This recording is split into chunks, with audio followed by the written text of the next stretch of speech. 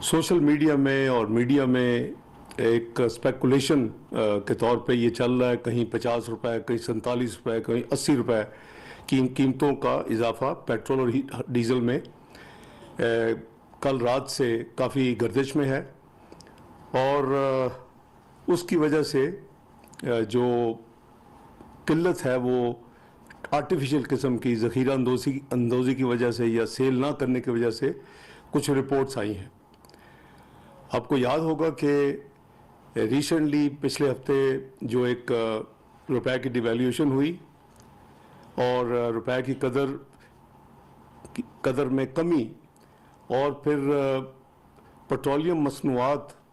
का बैनुल अक़वामी मंडी में तकरीबन 11% तक का इजाफा वो हमें सामने रखना पड़ेगा। पिछले 4 महीने में 1 अक्टूबर से लेके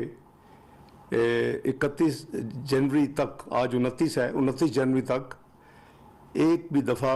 4 महीने में यानी 8 अनाउंसमेंट हुई, एक भी दफ़ा कीमत को नहीं बढ़ाया गया, बल्कि पेट्रोल में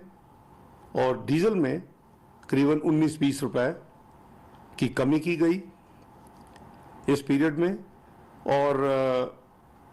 केरोसिन ऑयल, मिट्टी के तेल और लाइट डीजल ऑयल में 29 और 30 रुपए की कमी की गई।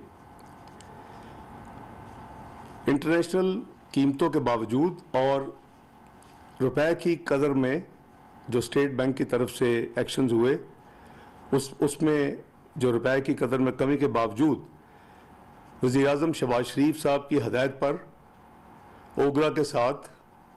ये तयन किया गया कि मिनिमम प्राइस को इंक्रीज़ किया जाए इन चारों प्रोडक्ट्स में पब्लिक के लिए,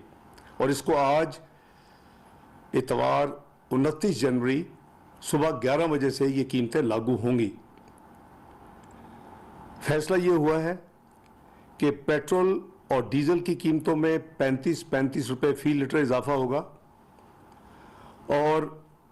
केरोसिन ऑयल और लाइट डीजल ऑयल में 18 रुपए का इजाफा होगा। इस इजाफे के बाद जो नई कीमतें आज 11 बजे से मुल्क में लागू होंगी